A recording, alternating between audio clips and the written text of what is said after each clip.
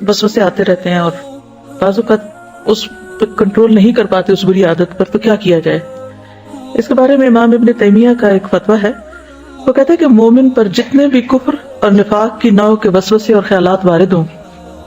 کفر نفاق، چلے کفر نہیں لیکن نفاق سے متعلق بہت سی چیزیں جس میں دھوکہ، خیانت، جھوٹ اور گالی گلوچ، فحش زبان استعمال کرنا، کیونکہ شیطان ہر دم انسان کو بھڑکاتا رہتا ہے کہ اچھا فلاں نے تم یہ کہا تو تم یہ کہہ دو، تم ایسا کر لو، اس نے تمہیں دھوکہ دے دیا تم بھی دے دو.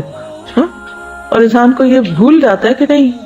نبی صلی اللہ علیہ وسلم فرمایا کہ لا تخن من خانک، جس نے تمہارے ساتھ خیانت کی تم اس کی خیانت مت کرو. تو اس قسم کے کوئی بھی جو خیالات وارد ہوں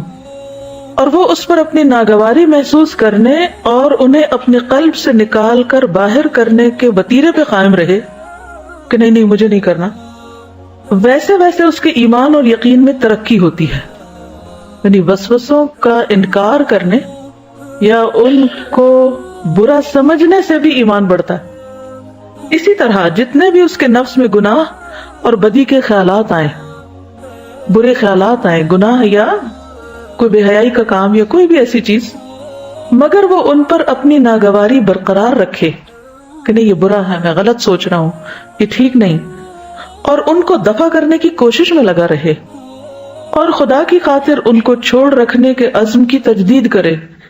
کہ مجھے اس برائی سے چھٹکارا پانا ہی پانا ہے، میں نے اس کو چھوڑ دینا ہے، مجھے اسے چھوڑنا ہے.